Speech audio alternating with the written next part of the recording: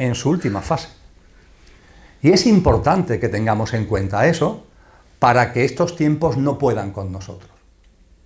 Porque si no tenemos una mirada amplia, si no tenemos conciencia de lo que está pasando, es muy probable que estos tiempos puedan con nosotros. Tanto lo que son este lustro que va a desembocar en el año 2030, no digamos ya después, cuando tenga ocasión, ese nuevo orden mundial, triunfo de la bestia. Son muchos años. Tener en cuenta que de aquí al 2030 quedan 6 años, el lustro 25-29 más el 2030, que ahí vendrá la proclamación de paz y seguridad, que entre la proclamación de paz y seguridad y el nuevo orden mundial habrá un interregno, no sabemos cuánto durará, pero es de suponer que no serán muchos años, y que después el triunfo de la bestia, nuevo orden mundial, durará 7 años. Claro, si lo sumamos todo, pues estamos hablando de varios lustros que van a ser, francamente, de mucho removimiento. Y si no tenemos conciencia de lo que tenemos delante, estos hechos nos pueden llevar por delante. Cuando se habla de este tipo de cosas, hay personas que me dicen, Emilio, pero es que hablar de este tipo de cosas mete miedo a la gente. Vamos a ver, lo que mete miedo a la gente son otras cosas. La toma de conciencia no mete miedo. Está precisamente para evitar el miedo. Muchos sabéis que el ejemplo que me gusta poner es la preparación para el parto. ¿Por qué una señora se apunta a un curso, una señora embarazada, se entiende? ¿Por qué una señora embarazada, bueno, también puede ser no embarazada, no lo sé, la verdad, ¿por qué una señora embarazada se apunta a un curso de preparación para el parto? Ahí le van a decir cosas muy gordas, ¿eh? Le van a decir las contracciones que va a tener, los removimientos que va a tener, los dolores que va a tener. Le van a avisar de que pueden darse circunstancias, como por ejemplo que el bebé, el feto, venga con el cordón umbilical rodeándole el cuello. Eso a la mamá, a la futura mamá, se le dice en el curso de preparación para el parto para meterle miedo. Todo lo contrario. Se le dice para que en el momento del parto, si ocurre cualquier cosa un tanto extraordinaria, esté preparada y por tanto no tenga miedo. Precisamente se le hace para que no tenga miedo, no para que tenga miedo. No le hablan de la posibilidad de que el bebé venga con el cordón umbilical rodado al cuello para meterle miedo a la mamá, sino para que en el caso de que escuche a las personas que están con ella de que el bebé viene de esa manera, sepa que eso es algo que está dentro de lo previsto y que se sabe cómo actuar ante una circunstancia como esa y que por tanto no lo viva con miedo, sino que lo viva con serenidad. ¿Entendéis el ejemplo? Pues bien, toda esta información que viene de muy atrás se nos ha ido dando no para meternos miedo. Claro, las denominaciones a veces nos asustan. El triunfo de la bestia, nuevo orden mundial. Si os asusta el triunfo de la bestia, nuevo orden mundial. Si os asusta el término de anticristo, bueno, pues la persona, vamos a llamarlo así, o la entidad, que va a personificar el liderazgo del nuevo orden mundial, porque tendrá distintos líderes, pero habrá uno fundamentalmente, como un primus inter pares, que llevará el mando. Eso es la primera bestia que se llama, que tiene un perfil muy institucional, muy político. También se nos dice que habrá una segunda bestia, es decir, un líder que actuará bajo los criterios de la primera y que tendrá un perfil más, entre comillas, espiritual.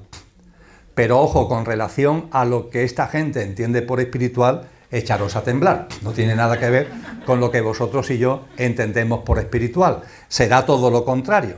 Será intentar engañar desesperadamente a las personas que todavía tengan una visión trascendente de la vida, poniéndole por delante como si fueran magos negros, artificio de magia, aparentes milagros, con el objetivo de que a aquellas personas conscientes que, insisto, mantienen una visión trascendente de la vida, puedan creer que de verdad este es el Cristo, cuando realmente no es el Cristo, es un líder que actúa bajo la batuta de la primera bestia. Es la segunda bestia que actúa bajo la batuta de la primera bestia.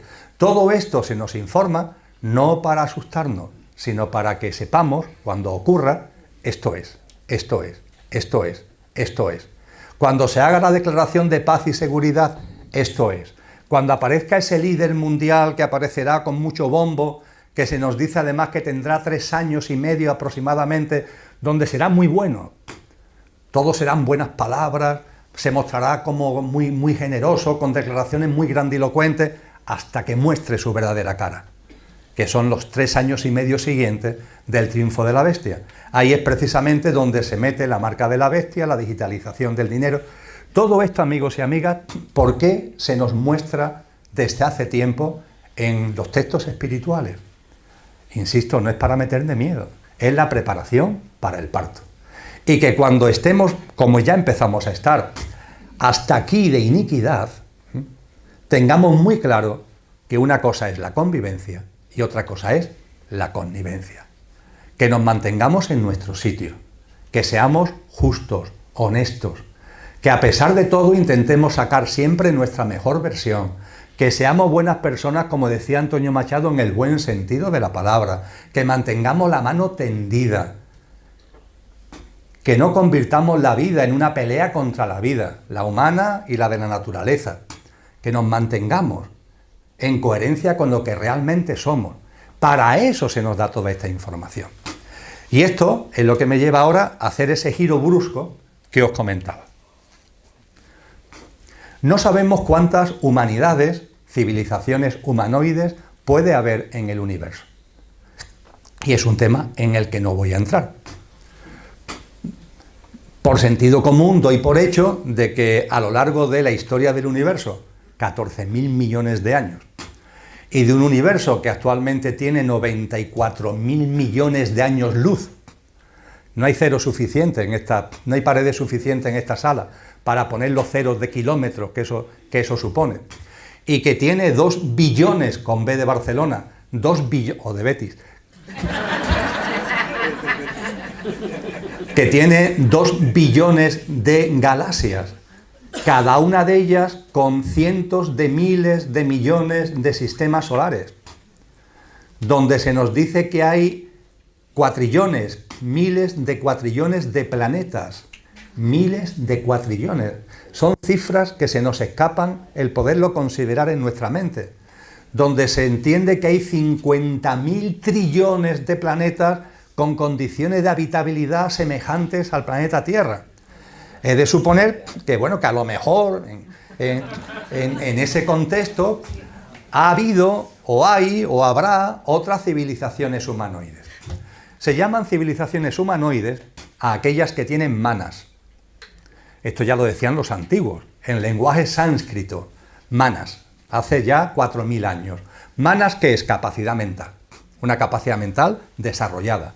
No solamente mente concreta, que se ocupa de los rutinarios, sino una mente abstracta que tiene capacidad de plantearse cosas trascendentes, no solamente en el ámbito de la espiritualidad y la conciencia, sino también en el ámbito de la ciencia, de la filosofía, de la creación artística, una capacidad mental desarrollada. Pues bien, también se nos dice que las humanidades que pueda haber, pero vamos a quedarnos en la nuestra, todas tenemos o podemos ser analizadas con un mismo patrón, que es lo que se llama el patrón septenario. Eso está en la ciencia del yoga, pongamos por caso, donde se habla de distintas técnicas de yoga, distintas fases de yoga, cada una de las cuales tiene que ver con un componente de la constitución sextenaria del ser humano. Dicho de una forma muy simple, esa constitución sextenaria ha sido históricamente para la sabiduría primordial el patrón base, la plantilla base de análisis de la humanidad. ¿Por qué? Porque es lo que está en la materia. Es decir, a la hora de analizarnos a nosotros, ¿qué patrón seguimos? Porque claro, podemos decir, y está muy bien, que somos conductor y coche. ¿Qué es el conductor? Lo imperecedero que hay en el ser humano. ¿Qué es el coche? El pequeño yo perecedero en el que el conductor encarna. Ya está. Coche y conductor, conductor y coche. 2 componentes. Pero no se nos dice o se nos habla de 7. ¿Por qué se nos habla de 7 en el análisis de lo que significa ser humano? Pues porque la materia, amigos y amigas, la realidad en la que vivimos, tiene el patrón sextenario. El átomo tiene un núcleo. compuesto por protones y neutrones. Y en torno al átomo rotan electrones. Y como si fueran planetas, hay los que rotan más cerca y los que rotan más lejos. Estos se llaman los niveles atómicos. ¿Cuál es el número máximo de niveles atómicos? 7. 7. El número máximo de niveles atómicos de rotación de los electrones y que por tanto nos está diciendo cómo funciona el átomo, que es la base de la materia, es 7. Cuando estudiamos los elementos químicos, por tanto, el patrón que se sigue es el 7. Cuando elaboramos la tabla periódica de los elementos químicos, se llama periódica porque tiene periodos. Esos periodos son 7 que se corresponden precisamente con lo que acabamos de comentar. Cuando la ciencia ha sido capaz de descubrir las ondas, por ejemplo, de lo que llamamos el espectro, y vemos el número de ondas que hay, el número de tipos de ondas que hay, vemos que el número de ondas son 7. Es decir, la realidad en la que vivimos nos está hablando en clave de 7. El patrón musical, aunque la llamamos octava musical, es también 7. Do, re, mi, fa, sol, la, si, 7. Y el do que viene después ya es el primero del siguiente ciclo. La naturaleza, la vida, nos está hablando en patrón sextenario.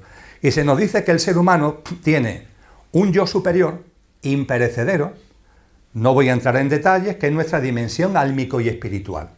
Se hace una precisión muy curiosa, pero que no vamos a entrar en ello, muchos los conocéis ya, de que el alma tiene un componente individualizado, pero pertenece a un alma universal, que se le llama buddhi, lo búdico. En vosotros y en mí está encarnado un alma, pero ese alma tiene su propio camino, tiene su propia experiencia, tiene su propia evolución, pero es como la hoja de un árbol mucho más grande a la que se le llama el alma universal. Y en cualquier caso, lo más importante, el alma es el instrumento que utiliza el espíritu para poder encarnar en la materia. Es como el alma, es como una especie de batiscafo que utiliza el espíritu para poder llegar a las profundidades marítimas, en este caso no marítimas, sino de la materia. ¿Para qué utiliza el ser humano el batiscafo? Para, poniéndose dentro del batiscafo, llegar a las profundidades marinas, ¿verdad? Experimentar, conocer las profundidades marinas. Pues el alma es como, entre comillas, coloquialmente hablando, un batiscafo donde en el centro, como muy bien dice San Juan de la Cruz en su poema llamado Amor Viva, el alma y en su centro el espíritu. El espíritu, la esencia divinal, la presencia de aquello que no tiene origen en todo lo originado, la presencia de lo divino, de Dios en todos nosotros, el espíritu. Y para que el espíritu pueda llegar a cada uno de nosotros, se necesita un vehículo que es el alma. Y nuestra dimensión álmico y espiritual se le llama trina porque se habla del alma individualizada, la conexión que tiene con un alma universal y el espíritu. Eso da respuesta a nuestro yo superior, que se le llama, por eso, el trinario superior. Ahora bien, junto con el trinario superior está nuestro pequeño yo, nuestra parte perecedera, nuestra parte efímera. Y ahí se nos enseña que hay 4 componentes. Fijaros, los 3 que acabo de citar de lo imperecedero y los 4 de los perecederos. Estos componentes son nuestro cuerpo vital o energético, sobre el que actúa la acupuntura, pongamos por caso, el que tiene que ver con los chakras, pongamos por caso, el que sirve cuando se hace reiki, pongamos por caso, el cuerpo vital o energético, el cuerpo físico, que se nos dice que está como construido sobre lo energético, son como las fichas de un puzzle sobre el tapete de lo etérico o energético, el cuerpo físico, nuestro mundo emocional y nuestro mundo mental. Y el cuadro se termina de una forma muy sencilla. Se nos pone en sobreaviso que este mundo mental es muy potente y tiene 2 niveles. El nivel inferior, mente concreta, que se ocupa de lo ordinario y de lo cotidiano, y el nivel superior, mente abstracta, que se ocupa de lo trascendente. Fijaros, lo etérico o energético, lo físico, lo emocional, lo mental, dentro de lo mental, el nivel inferior, mente concreta, y el nivel superior, mente abstracta, y después nuestra dimensión álmico-espiritual. Y diréis, ¿por qué comparte Emilio ahora todo esto? ¿A qué viene esto con lo que hemos hablado de los cimientos del nuevo orden mundial para cuando se ponga la bandera, como pretenden en el edificio en el año 2030? Pues sí, veréis que tiene su sentido, no es que me haya vuelto loco ni que me haya despistado, creo que tiene su sentido. Cuando se me ha ocurrido, estoy convencido que tiene su sentido, y si no, los ángeles que nos guardan seguro que le van a dar un sentido, no tengo ningún tipo de duda. Cuando tenemos esa información, se nos dice también que las humanidades evolucionan de la siguiente forma. Las almas encarnan, la dimensión álmica espiritual encarna. El conductor encarna en el coche. Pero se nos dice que el proceso evolutivo de la humanidad va por fases. Es decir, se nos dice que al principio el coche tiene lo etérico o energético, lo físico, lo emocional, la mente concreta y la mente abstracta, los dos niveles del plano mental, lo tiene, pero está latente, no está patente. Está como si fuera en embrión, pero no está patente. Y la evolución humana a través de humanidades, ojo, la evolución humana a través de humanidades consiste en ir haciendo patente lo que está latente, siguiendo el patrón septenario. Se nos dice de esa manera que primero, cuando un alma encarna en el plano humano, la dimensión álmica espiritual, la primera humanidad tiene el coche, es solamente etérico, energético. No hay todavía cuerpo físico, está ahí, pero está latente. No hay mundo emocional, está ahí, pero está latente. No hay mundo mental, ni mente concreta, ni mente abstracta, pero está latente. Esa primera humanidad tiene que cubrir su ciclo, y cuando cubra su ciclo, habrá asentado el componente etérico, energético del ser humano, de esa humanidad, en nuestro caso de la nuestra, y pondrá la semilla de lo que le corresponde plasmar a la siguiente humanidad. En el caso humano, a la primera humanidad se le llama polar, una humanidad que nos dicen los textos, que vienen muy de atrás, que no hablan de estas cosas, que existió hace unos 55 millones de años y que duró, por cierto, muchos años. Esa humanidad polar concluyó su ciclo y dio paso a una nueva humanidad que recibe en estos textos el nombre de Hiperbórea. La humanidad hiperbórea recoge el componente etérico energético que ha hecho suyo la humanidad polar y la semilla que ha dejado la humanidad polar, solamente como semilla. ¿Qué semilla pone la humanidad polar? La conversión, la transformación en patente del cuerpo físico. Y eso es lo que hace la humanidad hiperbórea. Plasma por primera vez un cuerpo físico. Tiene un cuerpo etérico y sobre el cuerpo físico cristaliza, plasma un cuerpo físico. Y pone la semilla, esto es muy bello la verdad, pone la semilla, porque demuestra que todo tiene un orden, que todo tiene un sentido, pone la semilla de lo que corresponderá hacer patente a la siguiente humanidad. ¿Cuál es la siguiente humanidad? Lemuria. Lemuria recoge lo energético, recoge lo físico y la semilla de lo emocional y plasma el mundo emocional. A partir de ahí, una siguiente humanidad es la que corresponde que Lemuria le deje como semilla la plasmación del nivel inferior de la mente, que es la mente concreta. Y este es el destino de la Atlántida. El destino de la Atlántida era recoger lo que ya estaba hecho, que se había hecho patente, lo energético o etérico, lo físico, lo emocional, coger la semilla de la mente concreta y plasmar la mente concreta. Y a partir de ahí, poner la semilla para la quinta humanidad de la mente abstracta. Tener en cuenta que tanto en esta humanidad como en cualquier humanidad que pueda haber, este paso de que aparezca la mente es muy importante. Podríamos decir que las humanidades polar, hiperbórea y lemuriana tenían una percepción innata de lo divino y de lo sobrenatural. Era como innato, lo sentían, lo percibían. Cuando aparece la mente es un instrumento potentísimo, pero también es cierto que hace como de barrera. Nos rompe la capacidad innata de percepción de lo divino y de lo natural, pone una barrera, pero ojo, cuando la mente se desarrolle, nos va a dar capacidades y facultades para recuperar con creces esa capacidad de percepción de lo divino y de lo natural. De hecho, la Atlántida tiene que poner la mente concreta, plasmarla y poner la semilla inmediatamente poner la semilla de la mente abstracta. Esa mente abstracta con la que tenemos capacidad de vislumbrar lo trascendente. Esa mente abstracta que se ha ido configurando a lo largo de la actual humanidad, que somos la quinta. La quinta humanidad ha tenido como misión histórica recoger lo etérico, lo físico, lo emocional, la mente concreta, plasmar la mente abstracta y, ojo, poner la semilla de lo que corresponderá a la siguiente humanidad, que será la sexta. ¿Qué le corresponderá a la sexta humanidad? El alma. Plasmar, vivir desde lo álmico. Fijaros el cambio, y después la séptima, porque habrá una séptima, vivirá desde el espíritu. Pero fijaros la importancia. Si antes decía que el hecho de que aparezca la mente tiene una significación, esa significación es muy pequeña en comparación con lo que representa el que vivamos sobre los componentes del coche a que vivamos desde los componentes del conductor. Porque la sexta humanidad, la que viene, la que sigue a esta, se vivirá ya desde el conductor.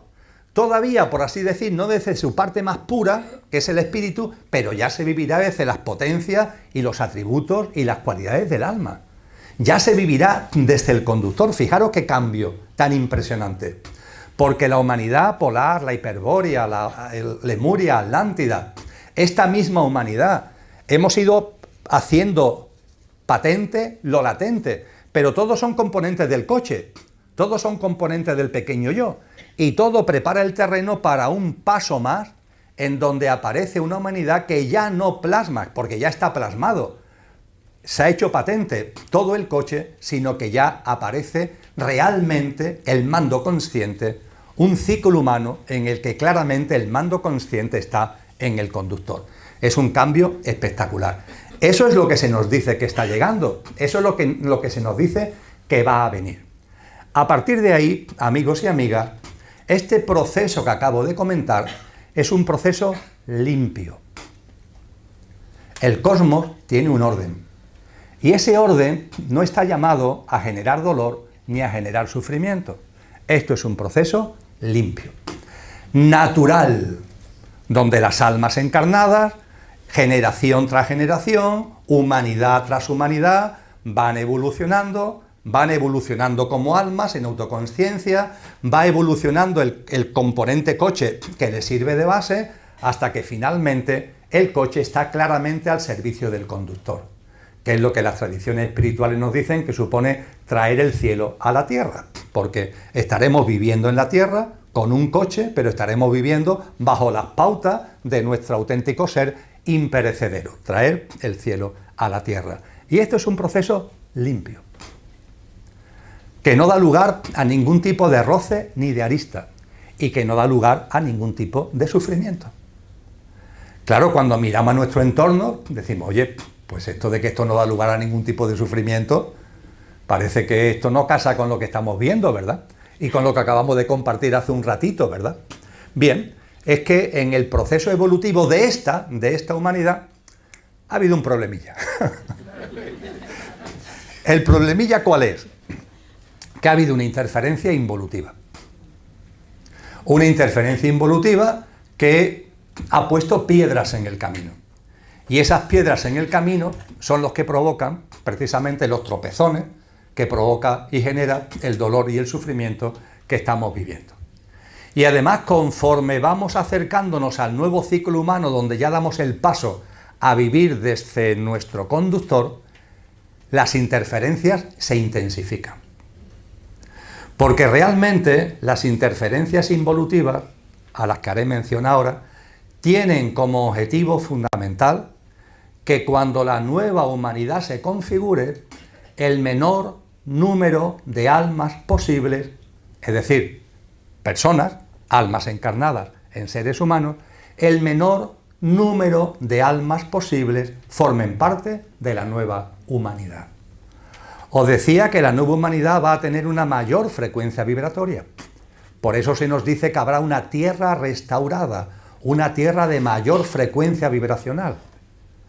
La resonancia Schumann, entre otras cosas, nos ayuda a entender que la Tierra vibra y que va aumentando su frecuencia vibracional.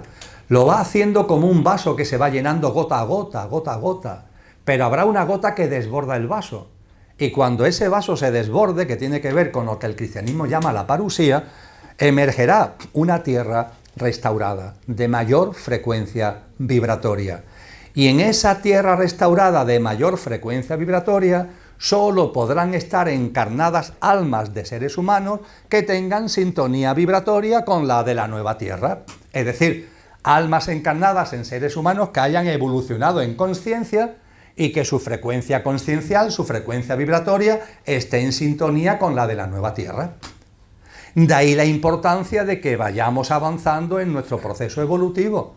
De ahí la importancia de que, como nos decía Cristo Jesús, nazcamos de nuevo, que hagamos una práctica de vida cada vez más coherente con lo que somos, porque esa es la forma de estar preparados para que cuando llegue ese momento, vibre, yo en lo que de verdad soy, en mi dimensión álmica espiritual, mi alma vibre en coherencia con ese estadio evolutivo de la Madre Tierra. Porque las almas que no vibren con ese estadio evolutivo de la Madre Tierra no podrán estar sobre la Madre Tierra, no será posible que estén sobre la Madre Tierra. Por eso en el cristianismo se habla de la parusía y el corte. ¿Esto del corte qué significa? Bueno, que unos estarán y otros no estarán. Podríamos entrar en muchos detalles, no es el momento. Lo que os quiero transmitir es que el cambio de ciclo, para que llegue una humanidad que viva desde el conductor, eso se va a producir en un contexto vibratorio más alto que tiene como telón de fondo la tierra restaurada y que en esa humanidad solamente podrán vivir almas que hayan adquirido la madurez como para tomar el mando del coche. Almas que no hayan evolucionado consciencialmente, cuyo estado de conciencia se mantenga en nivel vibratorio por debajo de lo que es la sintonía con el de la Madre Tierra, no podrán estar. Y todo lo que estamos asistiendo en este tramo final va de esto, amigos y amigas. ¿Qué diantres quieren esta gente con la banderita del edificio, el nuevo orden mundial, el triunfo de la bestia? ¿Qué quieren? ¿Os lo habéis preguntado alguna vez? ¿Qué quieren? ¿Quieren poder? Si ya lo tienen. ¿Quieren dinero? Si ya lo tienen. El suyo y el que no es suyo, tienen todo el dinero del mundo. Entonces, ¿qué diantres quieren? Es que esto no va de poder y de dinero. Esto va de extraviar almas. Cuando se habla de lo virtual, de lo artificial, de todo lo que hemos compartido antes, se trata de despistarnos, que olvidemos lo que somos, que nos convirtamos en seres infrahumanos. Ese es el gran propósito del transhumanismo, usando las tecnologías no al servicio de la conciencia, sino todo lo contrario, convertirnos en infrahumanos. Un ser humano se transforma en infrahumano cuando olvida lo que es. Conductor y coche. Si olvidas al conductor, ya no eres humano. Si te aferras al coche y olvidas el conductor no existe, ya no eres humano. Te han convertido en infrahumano. Y desde luego, convirtiéndote en infrahumano, es imposible que tu alma, a la que tienes olvidada como si no existiera, adquiera la conciencia, la evolución conciencial, la frecuencia vibracional para la nueva humanidad. Todo va de esto, extraviar almas.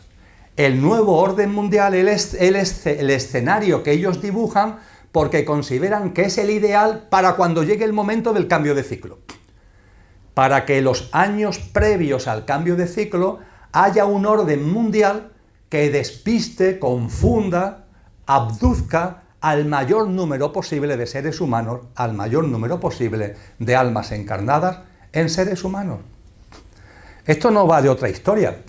No se trata de que ellos quieran dominar el mundo, ya lo dominan. No se trata de que quieran más poder, que ya lo tienen. No se trata de que quieran más dinero, que ya lo tienen. Esto tiene una finalidad espiritual. Pero claro, esa espiritualidad que ellos comulgan es totalmente distinta a lo que nosotros entendemos por espiritualidad, porque es una espiritualidad involutiva.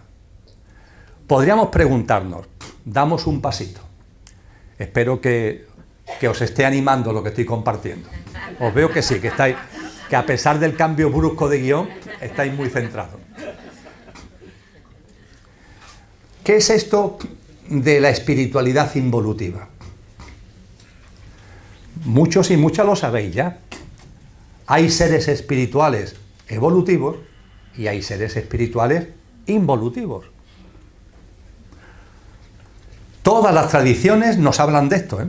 A menos que aquí estemos ahora descubriendo un secreto. Todas las tradiciones se han cansado de hablarnos de esto. Porque en todas las tradiciones aparece la existencia de seres espirituales involutivos. Mirad, aquello que no tiene origen, que es lo que el diccionario de la Academia Española de la Lengua llama Dios, aquello, no deberíamos ponerle nombre porque es innombrable, aquello que no tiene origen es origen de todo lo original. Y se encuentra presente e inmanente en todo lo originado, ese espíritu que está en ti, que está en mí, lo que San Juan de la Cruz llamaba la divinal esencia, el espíritu que está en el centro del alma, utilizando el alma como vehículo para poder encarnar en este plano. Pues bien, si todo lo originado tiene un mismo origen, significa que todo lo originado tiene un mismo impulso. Hay algo que lo impele, que le da un sentido. Hay un principio primordial que todo lo crea, todo lo genera y que al generarlo le está dando como un empujón, dicho coloquialmente. Esto es lo que los orientales denominan el Tao, un vocablo del chino antiguo que representa precisamente esto. De hecho, Tao puede ser traducido como camino, en el sentido de que todo lo originado viene de lo mismo y claro, tiene como un sentido, tiene como una especie de camino.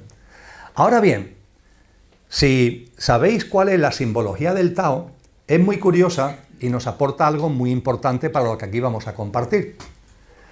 El Tao tiene una representación simbólica que es el yin y el yang.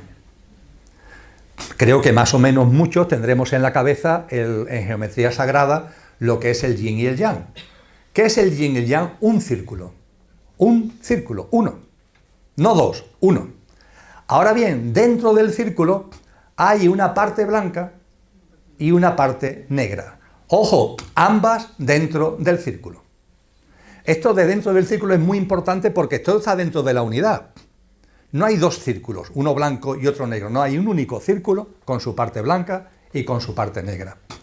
Y para que los esquemas de dualidad los mandemos por ahí, se nos dice y se nos muestra gráficamente que en la parte blanca hay un circulito negro y en la parte negra hay un circulito blanco. ¡Qué preciosidad! El círculo es uno, su parte blanca, su parte negra se entrelazan, ¿verdad? Pero en la parte blanca hay un puntito negro y en la parte negra hay un puntito blanco. ¿Con esto qué se nos está indicando? Que ese impulso, ese principio primordial que todo lo impele, que todo lo genera, no es un déspota. Por supuesto, cualquier calificativo que le intentemos dar a aquello nos estamos equivocando de rumbo. Yo estoy hablando coloquialmente. Podríamos decir que, utilizando palabras de Agustín de Hipona, de San Agustín, ese Tao es un orden de amor. Él lo llamó el ordo amoris, un orden de amor, un orden natural de amor. Pero claro, como es un orden de amor, no hay dirección obligatoria. Es decir, hay un sentido de la vida, hay un orden, hay unos patrones. Esto los sabios de la Grecia clásica se dieron cuenta inmediatamente. No lo llamemos universo, lo llamamos cosmos. ¿Por qué? Porque tiene patrones, porque tiene leyes, porque hay un orden, nos decían esos grandes sabios. Pues bien, la vida, todo lo originado tiene un sentido. Pero si alguna forma de vida quiere vivir a contramano del sentido de la vida, no se le impide. No puede haber mayor amor. La vida tiene un sentido. Ese Tao, ese principio primordial que todo lo impulsa, en un contexto de un orden de amor. Pero si una forma de vida quiere vivir a contramano del sentido de la vida, puede hacerlo. Eso sí, tiene consecuencias, claro, pero no consecuencias a modo de castigo, sino que tiene consecuencias.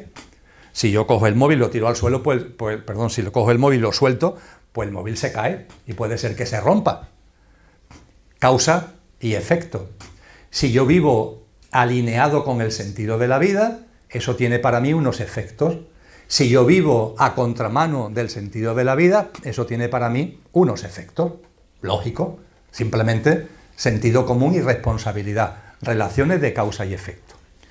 Cuando hablamos de vivir a favor del sentido de la vida o a contramano del sentido de la vida, ¿qué significa? A favor del sentido de la vida es que vives al servicio de la vida. Al servicio de la vida. No de tu vida, sino al servicio de la vida. Tienes un estado de conciencia que te permite entender que lo mejor que puedes hacer por ti, entendiendo por ti tu verdadero yo, es vivir no alineado con lo que el coche quiere, sino alineado con lo que le conviene al conductor. Vamos a ver, amigos y amigas, la vida que hay en el universo es la que está en ti y la que está en mí. No hay dos vidas, todo viene de lo mismo y se despliega de una manera uniforme. No hay dos vidas. Podríamos decir que todos los que estamos en esta sala y los que no lo están, somos como bombillas, la bombilla sería el coche, que están iluminadas por una misma electricidad. La electricidad es una, es la vida. En un árbol sería la savia, que inunda al árbol entero, desde el tronco hasta la última hoja, y las raíces, la savia. Cuando hablamos de vivir alineados con el sentido de la vida, significa vivir alineados con lo que somos. Yo no soy la bombilla, vosotros tampoco, por cierto. Somos la luz, por seguir el ejemplo de la electricidad. Vivir alineados con el sentido de la vida es vivir alineado con la luz. Y vivir al servicio de la luz es vivir al servicio de lo que soy, pero de lo que soy con mayúscula. ¿Qué significa vivir? ¿Y eso qué conlleva? Eso conlleva reverencia por la vida, eso conlleva vivir de una forma altruista, generosa, compasiva, amorosa en definitiva, porque estás alineado con la vida, que por cierto, insisto, eres tú, tu verdadero ser. Ponerse a contramano de la vida, ¿qué significa? ¿Qué implica? Todo lo contrario. No estás al servicio de la vida, sino que estás al servicio de ti mismo. Esto en inglés tiene una expresión que a Lola le encanta, que es me, myself and I. Vivir en clave me, myself and I. Traducido al castellano, ella como es australiana se permite esta licencia, traducido al castellano, ¿qué significa? Yo y yo. Porque me, myself and I se traducen todos como yo. Eso es vivir a contramano del sentido de la vida. Aquí, ¿qué es lo importante? Yo y en el colmo de la generosidad, los míos. Yo y los míos. Eso ya... porque hay psicópatas que no llegan ahí siquiera. Pero vamos, mayoritariamente yo y los míos. E incluso algunos en los míos no solamente meten a los familiares más directos, sino a algún amigo o amiga. Eso ya son muy generosos. Esto tiene que ver también con el hecho, me lo habré oído más de una ocasión, soy muy breve, porque son muchas las cosas que voy a seguir compartiendo, de que a Galileo Galilei lo torturaron y lo iban a matar por decir que la Tierra no es el centro del universo. Lo iban a matar porque mantuvo la idea de que la Tierra no está fija y el universo dando vueltas en torno a la Tierra. Y como tenía que ser una persona muy pragmática, cuando empezaron a torturarlo, que lo iban a torturar hasta la muerte, recapacitó un poco y alzó un poco la voz y dijo, perdón, me he equivocado. Tenéis razón, hombre, la Tierra no se mueve, la Tierra está fija y es el centro del universo. Y bueno, le dieron unos cuantos sopapos, pero finalmente lo liberaron y el hombre pudo seguir sus indagaciones sabiendo en su fuero interno de que la Tierra se mueve y de que la Tierra no es el centro del universo. De hecho, se dice que cuando ya pasaron muchos años, estaba muy mayor, estaba enfermo, se iba a morir y sus últimas palabras antes de morirse, que lo podía decir porque ya no lo podían matar porque se estaba muriendo, El Epur sí mueve. Epur sí mueve. Y sin embargo, se mueve. Y desencarnó. Pero se queda a gusto. Es importante el sentido del humor, me lo permitís, ¿verdad? Bien. Bien, hoy, ¿quién en su sano juicio mantiene la idea de que la Tierra es el centro del universo? Vamos, nadie, ¿verdad? Bueno, nadie mantiene la idea de que la Tierra es el centro del universo, pero yo conozco así de gente que creen que ellos sí son el centro del universo. Pero así, así, una enorme cantidad. La Tierra no, pero yo sí. Es el colmo del me, myself and I. El colmo de los colmos. O del yo y los míos, el colmo de los colmos. Eso es vivir a contramano del sentido de la vida.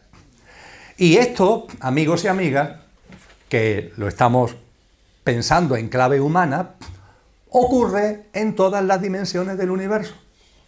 También en esas dimensiones que llamamos de más vibración y que en lenguaje espiritual se le llama las dimensiones celestiales.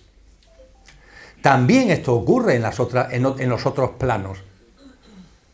Hay un libro precioso del siglo IV, creo recordar, de Dionisio Areopagita, que nos enseña que por encima del ser humano hay una dimensión donde viven los ángeles. Mejor dicho, por encima de la dimensión donde se desarrolla la vida humana, hay una dimensión donde se desarrolla la vida de esos seres que llamamos ángeles. Pero es que por encima de los ángeles hay una dimensión de mayor frecuencia vibratoria donde viven los arcángeles. Pero es que por encima de los arcángeles hay una dimensión de mayor frecuencia vibratoria donde viven los principados. Y así podríamos seguir hacia arriba y hacia arriba hasta que llegamos a los querubines y a los serafines, que ya serían lo más alto de la cúspide celestial, cerca, por así decir, en casi limítrofes a la fuerza y a la energía y a todo lo que supone Cristo y lo crístico. Y Dionisio Areopagita nos reproduce todas estas dimensiones. La ciencia hoy nos dice que el universo tiene distintas dimensiones, de distintas frecuencias vibracionales. Eso que se nos dijo en el siglo IV casa absolutamente con lo que enseña actualmente la física y la astrofísica. Y nosotros, vosotros y yo, llamamos seres espirituales a las formas de vida de esos planos. ¿Por qué los llamamos espirituales? Porque no tienen la consistencia física que nosotros tenemos. Pero ojo, todos son conductor y coche. El esquema siempre es el mismo. Un ángel es conductor y coche. Un serafín es conductor y coche. ¿La diferencia cuál es? El conductor siempre es la dimensión álmica espiritual. El conductor siempre tiene la semilla de la divinal esencia. Da igual la dimensión, da igual el ser de la dimensión que sea. ¿Dónde está la diferencia? En el coche. Un ángel, aquellos que lo ven, y en esta sala conozco a alguna persona que los ven, nos dicen que se pueden ver. Claro, son como transparentes. Su fisonomía de coche no tiene esta consistencia. A través mía no veis lo que hay detrás, a través de mi pecho, ¿verdad? Bueno, a través de un ángel sí vemos lo que está detrás. Pero lo vemos como un poquito distorsionado porque tienen una presencia. Esa presencia es lo que provoca esa distorsión. En el ámbito de los arcángeles esto ya es mucho más sutil. Y la sutilidad va aumentando conforme vamos hablando de dimensiones más altas. A partir de ahí, es posible que en las dimensiones más altas los seres que ahí viven, que los llamamos espirituales porque no tienen un cuerpo físico denso, se pongan a contramano del sentido de la vida. ¿Esto es posible? Nuestra mente inicialmente dice, no, no es posible. Oye, como es arriba es abajo, como es abajo es arriba. Si analizamos la historia de la humanidad y el presente, y nos vamos a personas que han avanzado mucho en espiritualidad, de verdad, han avanzado en espiritualidad de verdad, podemos comprobar que en el camino espiritual hay como una especie, por recordar Star Trek, hablando del universo, desde ese punto de vista, desde el punto de vista del camino espiritual, hay como una última frontera. ¿Cuál es esa última frontera? La soberbia. el orgullo. Seguro que recordáis a personas que han evolucionado mucho espiritualmente y que se le ha subido a la cabeza. Que esa subida espiritual, que es verdad que la han vivido, en un momento determinado lo ha trastornado. Y empiezan a mirar a la gente por encima del hombro, empiezan a considerarse por encima de aquellos que no tienen su nivel espiritual, empiezan a desplegar hábitos de vida en donde las personas tienen que estar abajo. Vosotros con relación a mí no estáis abajo porque yo tenga ninguna pretensión de este tipo, sino para que me veáis.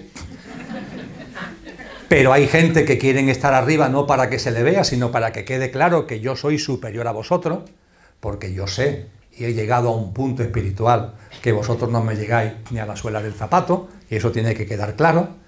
Y no os acerquéis a mí porque me podéis contagiar de vuestra baja vibración. Y se van poniendo en marcha una serie de pautas de vida que van llevando cada vez a un mayor descarrilamiento. Ha habido casos recientes que esto lo ponen muy en evidencia. Es la última frontera de lo espiritual. Y esto que pasa abajo, pasa arriba. Y en esos órdenes celestiales, los seres espirituales, que evidentemente tienen un nivel vibratorio alto, también tienen esta última frontera. La frontera de la soberbia, del orgullo, del engreimiento. Y claro, el engreimiento a esas alturas no es el engreimiento que podemos tener aquí. Es un engreimiento de altura. ¿Y cuál es el mayor engreimiento de altura? Decía el sabio sufí al-Halal, Dios es yo. Y yo soy Dios cuando ceso de ser yo. Simple, ¿verdad? Dios es yo y yo soy Dios cuando ceso de identificarme con Emilio. Tengo que trascender el coche. Tengo que dar un paso más allá del coche para que se produzca la vuelta al hogar. Dios es yo y yo soy Dios cuando ceso de identificarme con mi personalidad. Cuando pongo en valor lo imperecedero y la esencia divinal que hay en mí. Entonces sí, entonces se completa el círculo. Pero si no cesas, si no se produce el cese del yo, la ecuación no funciona. Los seres espirituales que llamamos involutivos, ¿qué es lo que dicen? Dios es yo y yo soy Dios sin cesar de ser yo. Quieren ser como Dios. Y se nos dice que en estos órdenes celestiales hay un serafín, un querubín, perdonad el error, hay un querubín que encabeza, por así decir, este despropósito lleno de engreimiento y de orgullo. De Dios es yo y yo soy Dios sin cesar de ser yo. A ese querubín es al que conocemos con el nombre de Satanás. Y se nos dice que se le suma alguna potestad y algún principado, que son órdenes que están por debajo de los serafines, pero por encima de los ángeles y de los arcángeles. En las tradiciones se le ha dado nombre, se le llama Lucifer, se le llama Ahriman, como lo llama Rudolf Steiner, e incluso se nos comenta que hay ángeles en un número significativo que también se suman a este movimiento lleno de engreimiento, de orgullo y de soberbia. A partir de ahí, ¿qué es lo que sucede?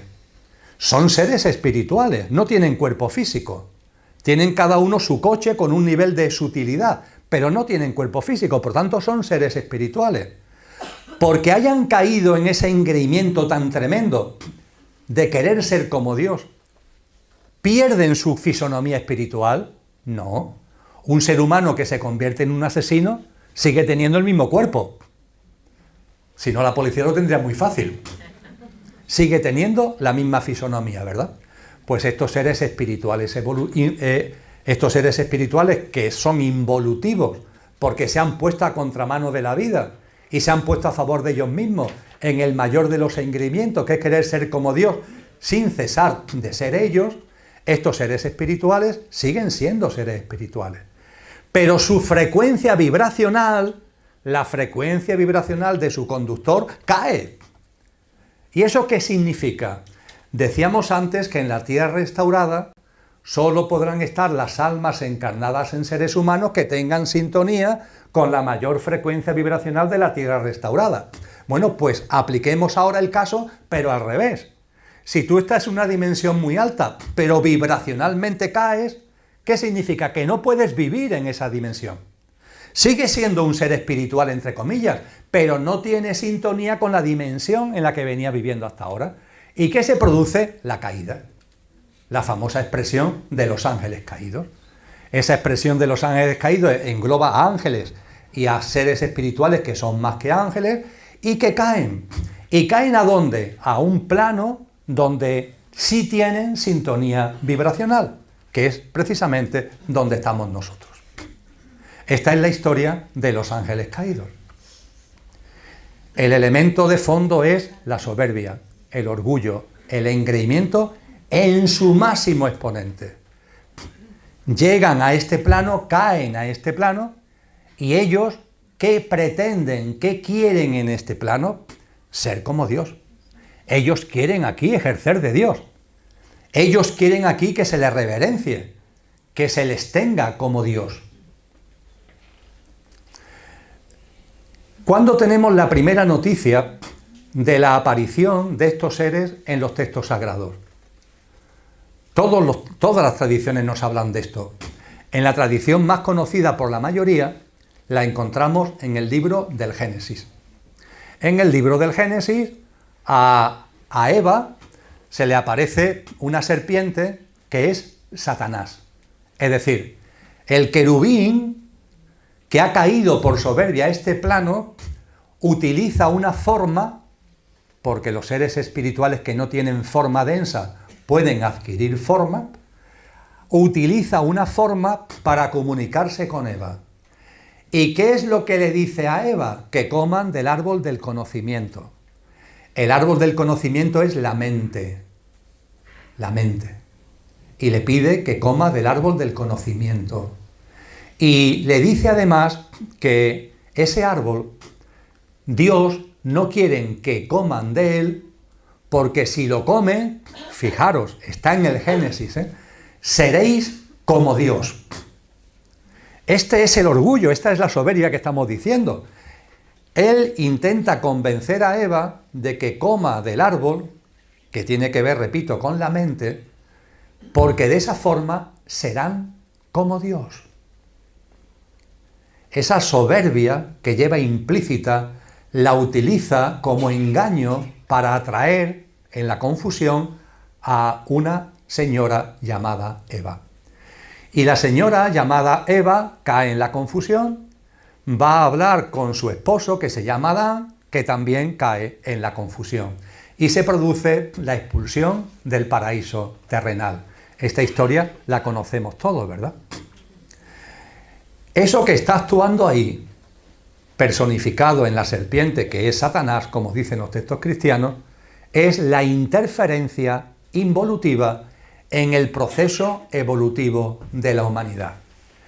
Esta humanidad que podía haber hecho su recorrido normal, polar, hiperbórea, lemuriana, atlante, esta quinta humanidad, que los textos antiguos le llaman Aria, pero en fin, ya sabemos lo que ha pasado en el siglo XX con el término Aria, manipulado, tergiversado, así que es mejor borrarlo, y en camino a la sexta humanidad para vivir ya desde el conductor álmico y terminar la experiencia humana viviendo desde el espíritu, y esto de una forma natural, sin ningún tipo de dolor ni de sufrimiento, en el orden del amor, en la armonía. Pero se produce esta interferencia. Una interferencia, no me cansaré de repetirlo, que tiene como razón de ser la caída a este plano de seres espirituales que se ponen a contramano de la vida y no de cualquier forma. Es el me, myself and I más tremendo. El ser como Dios, el querer ser como Dios. Y aquí están, queriendo ser como Dios y confundiéndonos nosotros de muchas maneras. Dicho esto, después de lo que estamos aquí compartiendo, os invito a que repaséis el Génesis. El Génesis no está solamente Adán y Eva. Hay mucha gente. Y esto no se debe permitirme la broma, otra vez vuelvo a ser coloquial, quizá en este caso excesivamente coloquial y posiblemente digno de ser cancelado. Pero es como si Eva fuera una coneja que se lía con todos los que van apareciendo que sean machos, empezando por sus hijos, Caín y Abel, para seguir reproduciendo. Hombre, porque tiene bemoles que una mujer dé lugar a toda la humanidad, es impresionante. Bien, si leemos el Génesis, más allá de dogmatismo, con un poquito de sentido común, percibiréis que no se está hablando de Adán y Eva. Se está hablando de una humanidad. Adán y Eva representan simbólicamente al inicio de la humanidad atlante. Es la primera fase de la humanidad atlante. Lemuria ha quedado atrás, surge la Atlántida, y cuando ha surgido la Atlántida, en la primera fase de la Atlántida, se produce esta interferencia involutiva. Una interferencia involutiva que se plasma además en que el componente mental, mente concreta, aparezca prematuramente. El componente mental, mente concreta, hubiera aparecido durante el proceso atlántico, pero le quedaban millones de años. Y era muy importante además que cuando aparezca la mente concreta, inmediatamente aparezca la semilla de la mente abstracta, porque el ser humano solo, en modo mente concreta, ha roto la capacidad natural innata de lo sobrenatural y de lo divino, y no tiene el instrumento del razonamiento, de la percepción lógica, de la disquisición, del discernimiento para contemplar la verdad de la vida y mantener esa llama de la percepción de lo divino y de lo sobrenatural. Tienen que ir muy de la mano la plasmación de la mente concreta y el poner ya la semilla de lo que correspondería a esta quinta humanidad, plasmar definitivamente qué es la mente abstracta. Pero hay una interferencia involutiva para que la mente concreta, el árbol del conocimiento, llegue muy prematuramente, al inicio de la Atlántida, cuando en el orden natural le quedaba mucho tiempo todavía para que eso se tuviera que plasmar. Y eso rompe, interfiere el proceso evolutivo natural. Y evidentemente los seres espirituales involutivos lo hacen a sabiendas de lo que están haciendo. ¿Y qué es lo que consiguen? Lo que consiguen es que durante un periodo muy dilatado, las almas que van encarnando en el género humano viven una desconexión, viven un alejamiento de lo divino y de lo sobrenatural. No es Adán y Eva, amigos y amigas, somos todos, incluidos vosotros e incluido yo. Porque en esa primera, segunda, tercera fase de la Atlántida, encarnaron, cuarta fase de la Atlántida, solamente en la quinta empieza a aparecer la mente abstracta dentro de la Atlántida, encarnaron los miles de millones de almas, no todos a la vez, sino a lo largo de millones de años, encarnaron todos los miles de millones de almas que estamos aquí en esta humanidad actualmente. Y todos llevamos en nuestra cadena álmica, en nuestro proceso de reencarnación álmica, ese alejamiento de lo divino y de lo sobrenatural. El término pecado significa exactamente esto. Sabéis que cuando queremos acudir a un término, conocerlo, lo mejor es irnos a la expresión original. Cuando en el Nuevo Testamento, también en el Viejo, pero sobre todo en el Nuevo, se nos habla de pecado, ese texto, esos textos están escritos en griego clásico, que es como se escribía en aquella época. Se hablaba el idioma que fuera, pero las personas que escribían, que eran cultas, escribían en griego clásico. Y el Nuevo Testamento está escrito en griego clásico. La primera traducción que se hace de la Biblia es precisamente en griego clásico, después ya se traduce al latín. Cuando buscamos el término pecado, ese pecado original que se nos narra en Adán y Eva, ¿qué palabra nos encontramos? Pues nos encontramos un término griego que significa alejamiento. Por ejemplo,